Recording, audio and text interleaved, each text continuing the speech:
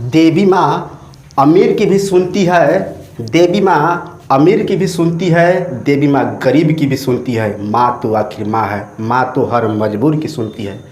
तो हेलो दोस्तों, मैं अपने चैनल लव कुमार स्टडी में आप सभी का हार्दिक स्वागत करते हैं। आप सभी को शारदीय नवरात्र की हार्दिक शुभकामनाएं। तो आज हम जियोग्राफी का क्लास स्टार्ट करते हैं।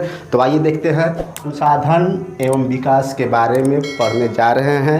पिछले क्लास में हमने क्वेश्चन संख्या 1 से लेकर 8 तक बता दिया है। जो वीडियो नहीं देखे हैं वो पिछले वीडियो देख सकते हैं। तो आइए शुरुआत करते हैं आज का क्लास। तो पहला क्वेश्चन है मृदा अपरदन एवं भूक्षरण से आप क्या समझते हैं। तो इस क्वेश्चन में दो क्वेश्चन है। पहला क्वेश्चन मृदा अपरदन किसे कहते हैं, दूसरा क्वेश्चन भूक्षरण किसे कहते हैं या भूक्षरण क्या है। तो पहला क्वेश्चन को समझते हैं। तो मृदा अपरदन, मिट्टी के कटाव को ही मृदा अपरदन कहते हैं। फिर से दोस्तों, मिट्टी के कटाव को ही मृदा अपरदन कहते हैं। तो आशा करते हैं कि समझ में लग गया होगा। इसके बाद भूक्षरण है। तो एक ही खेत में बार बार एक ही फसल उगाने से मिट्टी की उर्वरा शक्ति यानी उपज शक्ति कम हो जाती है। तो इसी प्रक्रिया को भूक्षरण कहते हैं। फिर से इसको समझा देते हैं। जब एक खेत होगा उस पर हम बार बार एक ही अगर फसल लगाएंगे तो क्या होगा कि उस भूमि की जो उर्वरा शक्ति है, उपज शक्ति कम हो जाती है। तो इसी को भूक्षरण कहते हैं। तो ऐसा हमें नहीं करना चाहिए। एक ही खेत में हमको एक ही फसल नहीं लगाना चाहिए, बार बार अलग अलग तरह का फसल लगाना चाहिए ताकि मिट्टी की उर्वरा शक्ति बरकरार रहे। तो आइए दोस्तों, हम दूसरे क्वेश्चन की ओर चलते हैं। दूसरा क्वेश्चन है मृदा अपरदन के उत्तरदायी कारकों का वर्णन करें। तो मृदा अपरदन होने के दो कारक हैं। पहला कारक है मानवीय कारक और दूसरा प्राकृतिक कारक। मानवीय कारक में क्या है, तो आइए देखते हैं। मानवीय कारक में है वनों की कटाई। पहला कारक क्या है मानवीय कारक में, तो वनों की कटाई। वन को हम अगर अधिक काटेंगे तो इससे क्या चीज़ होगा, मृदा का अपरदन होगा। इसके बाद अति चराई। अगर हम अपने पशुओं से अधिक घास को चराते हैं तो ये भी मृदा अपरदन होने का कारण है। इसके बाद है दोषपूर्ण कृषि।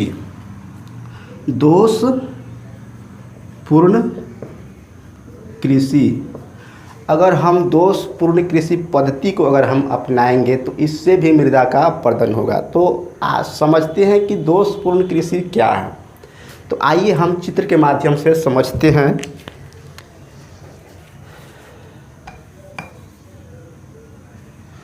यह खेत है, ढलान टाइप का खेत है, और अगर हम ऊपर से नीचे की ओर हल चलाएंगे, कैसे, ऊपर से नीचे की ओर अगर हल चलाएंगे तो इससे क्या चीज़ होगा कि ऊपर से जब वर्षा होगी तो यह पानी इसके माध्यम से मिट्टी को काटते हुए बहा देगी।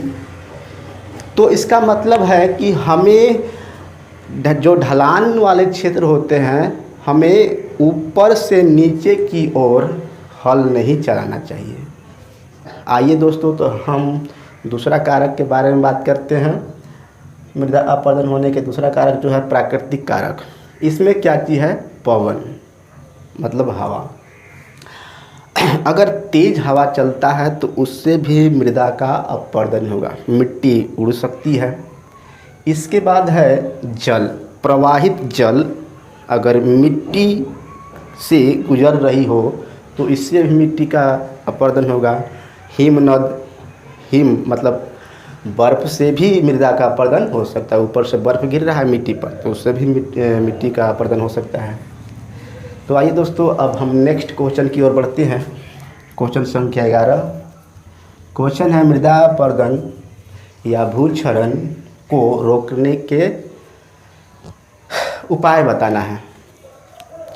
तो मृदा अपरदन को रोकने के लिए हमें क्या चीज़ करना होगा? पेड़ पौधे लगाना होगा, अपने खेत में घास लगाना होगा और सीढ़ी नुमा खेती पद्धति को अपनाना होगा। सीढ़ी नुमा पद्धति खेती का मतलब हुआ दोस्तों, चित्र के माध्यम से हम लोग समझते हैं कि मान के चलते हैं ये मेरा खेत है, ठीक ना, ये ढलान टाइप का खेत है, इस तरह से ये ढलान टाइप का क्षेत्र है। तो हमें किस तरह का खेती करना चाहिए? तो सीढ़ी नुमा खेती। तो हम खेती इस तरह से करेंगे, हम यहाँ पर मेढ़ बना देंगे, इस तरह से मेढ़ बना देंगे, इस तरह से मेढ़ बना देंगे, ठीक ना, और यहाँ पर हम फसल कर देंगे, ये फसल हो गया। तो इस तरह से क्या ये दिख रहा है? सीढ़ी टाइप का। तो इसी को बोलते हैं सीढ़ी नुमा खेती। क्या चीज़ बोलते हैं? सीढ़ी नुमा कृषि या खेती बोल सकते हैं। तो इस तरह के चीज़ों को अपनाकर हम मृदा अपरदन को रोक सकते हैं। तो आइए दोस्तों, हम नेक्स्ट क्वेश्चन की ओर बढ़ते हैं। पहाड़ी क्षेत्रों में मृदा अपरदन को रोकने के लिए क्या क्या कदम उठा सकते हैं? जो पहाड़ी एरिया होता है वहाँ पर मृदा अपरदन न हो, तो उस जगहों पर हम क्या क्या उपाय को अपना सकते हैं? तो आइए देखते हैं। हमने पॉइंट को लिख दिया है। पहला पॉइंट है सीढ़ी नुमा। तो सीढ़ी नुमा हम बता दिए हैं चित्र के माध्यम से कि खेत है, तो खेत जो ढलान टाइप का खेत है वहाँ पर बांध बना देंगे, और देहाती भाषा में बात किया जाए तो आरी मेढ़ बना देंगे। तो इस तरह से सीढ़ी टाइप का दिखेगा, और इससे फ़ायदा क्या होगा? जब पानी ऊपर से आएगा तो यह पानी क्या चीज़ होगा? मेढ़ में ही रह जाएगा, जिससे मृदा अपरदन नहीं होगा। इसके बाद दोस्तों हमने पॉइंट लिख दिया है 2। खेत के चारों ओर क्या लगाएंगे? घास लगा सकते हैं, छोटे छोटे पौधे लगा सकते हैं। इससे भी क्या चीज़ होगा? मृदा अपरदन नहीं होगा। इसके बाद दोस्तों हमने तीसरा पॉइंट लिखा है पहाड़ी भागों में पशुओं को अति चराई पर रोक लगाना चाहिए। जो पहाड़ी क्षेत्र होते हैं वहाँ पर लोग क्या करते हैं कि पशु को छोड़ देते हैं चरने के लिए। इससे क्या चीज़ होता है? जब वो घास को खा जाती है तो मिट्टी का जो पकड़ होता है कमज़ोर हो जाता है, जिससे मृदा अपरदन होने की संभावना बढ़ जाती है। तो दोस्तों हमें पशुओं को चराने से रोकना चाहिए। चराइए, लेकिन बहुत कम मात्रा में चराइए, जिससे मृदा अपरदन न हो। तो दोस्तों इसके बाद हमने चौथा पॉइंट लिखा है पर्वतीय ढालों, जो पर्वत होते हैं, जो ढलान ज़मीन होते हैं, वहाँ पर क्या करना चाहिए? तो बांध बनाना चाहिए। तो बांध किस तरह का बनाना चाहिए? सीमेंट से, पत्थर से? नहीं दोस्तों। तो वहाँ पर हमको बांध बनाना चाहिए मिट्टी से, और मिट्टी में घास लगा देना चाहिए। तो ऐसा अगर हम करेंगे तो मृदा अपरदन नहीं होगा। तो दोस्तों अब इसके बाद नेक्स्ट क्वेश्चन है 13वां क्वेश्चन। किस राज्य में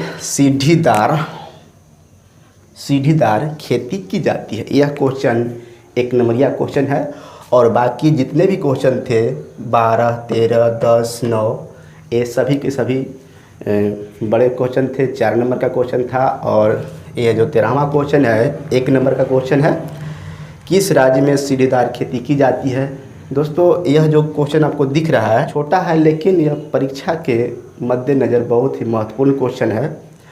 और तो इसका बात करते हैं, किस राज्य में सीढ़ीदार खेती की जाती है? तो वह राज्य है उत्तराखंड। तो दोस्तों कौन से राज्य है जहाँ पर सीढ़ीदार खेती की जाती है? तो वह आंसर है उत्तराखंड, क्योंकि वहाँ पर पहाड़ी एरिया है और वहाँ पर अधिकतर लोग इस तरह का खेती को अपनाते हैं और अपना जीवन बसर करते हैं। तो दोस्तों आज हमने जियोग्राफी का यह जो क्वेश्चन था उस क्वेश्चन को हल करने का प्रयास किया। आशा करता हूँ कि यह आज का क्लास आप लोगों को अच्छा लगा होगा। अगर अच्छा लगा होगा तो हमारे चैनल को सब्सक्राइब करें, वीडियो को लाइक करें और इस वीडियो को अधिक से अधिक अपने दोस्तों के बीच शेयर करें। तो एक बार पुनः आप सभी को शारदीय नवरात्र की अपनी टीम की ओर से बहुत बहुत शुभकामनाएं। जय हिंद।